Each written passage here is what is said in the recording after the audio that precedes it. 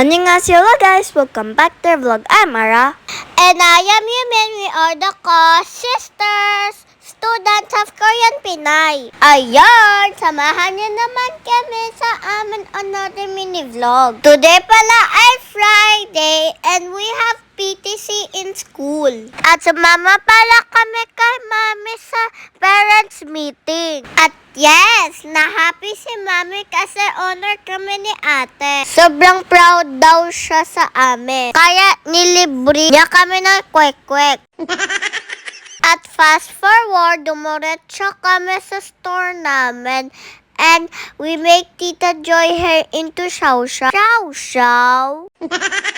Pasensya na kayo, mga hairstyles kasi kami. O diba, future hairstylist yarn. Huh?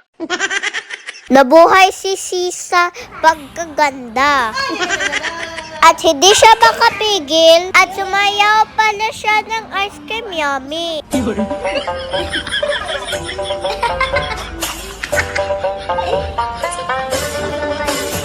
You're the best, Tita Joy. Sobrang tawa ko sa'yo.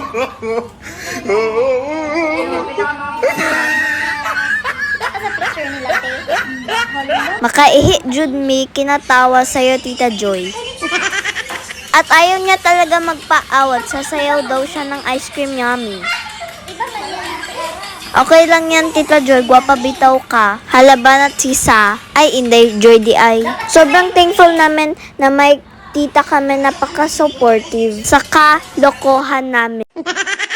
At ito na naman ako, busy-busyhan sa paggawa ng bracelet.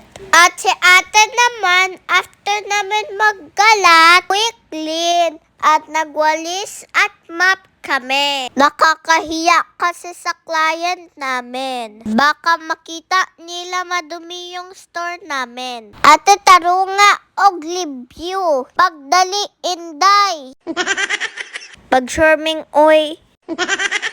At dinner time, may want to Mang Inasal para kumain. At may bagong hiring na waiter dito sa Mang Inasal. O diba all around siya, tagakuha pa ng sabaw. Pero nagdali, Judmi, kasi nagutom na kami. At kasama pala naman si Ate Marie. Mga antod ninyo, maoras, salamat sa pagtanaw. Sa hindi pa po nakapag-follow, please follow the co-sister po. That's all guys. Thank you for watching. See you in our next vlog. Bye!